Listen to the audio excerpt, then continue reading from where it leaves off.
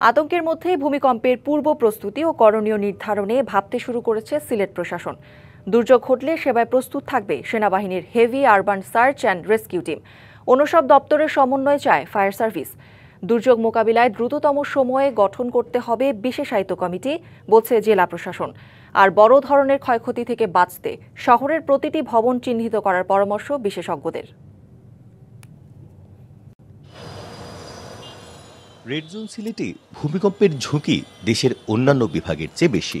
তাই তো ভূমিকম্পের আগাম প্রস্তুতি ও করণীয় নির্ধারণে তোড়জোড় প্রশাসনের। সিসিকের এক জরুরি সভায় ঝুঁকিপূর্ণ ভবন শনাক্ত, আগাম সতর্কতা ব্যবস্থা, উদ্ধারকর্মী প্রশিক্ষণ, সচেতনতা কর্মসূচি ও সরকারি বেসরকারি সমন্বয়ে জোরদারের বিষয়ে সিদ্ধান্ত নেওয়া হয়েছে।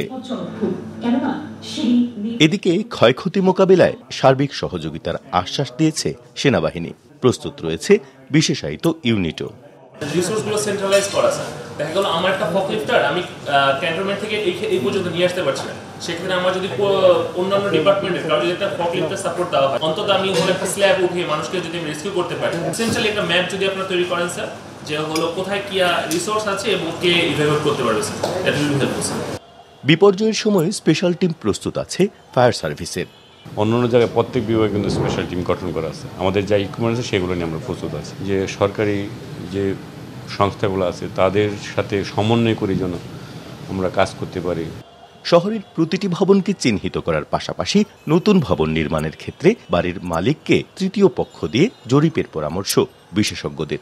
প্রত্যেকটা বাসাকে আইডেন্টিফাই করা, ভূমিকম্পর পয়েন্ট অফ ভিউ থেকে সে কী অবস্থায় আছে। এটা কোড মেনে করলেই যেহেতু সেফ সাইডে চলে যাব, তো ওইটা কোড মেনে করা হয়েছে কিনা এটা থার্ড পার্টি এটা এক্সামিনেশন করবে।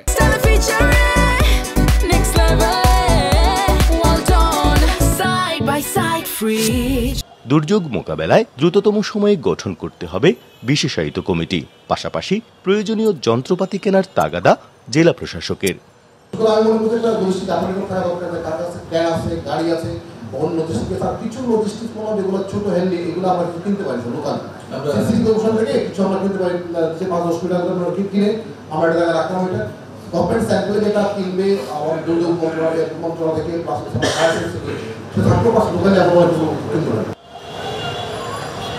প্রত্যুষ তালুকদার, ডিবিসি নিউজ, সিলেট।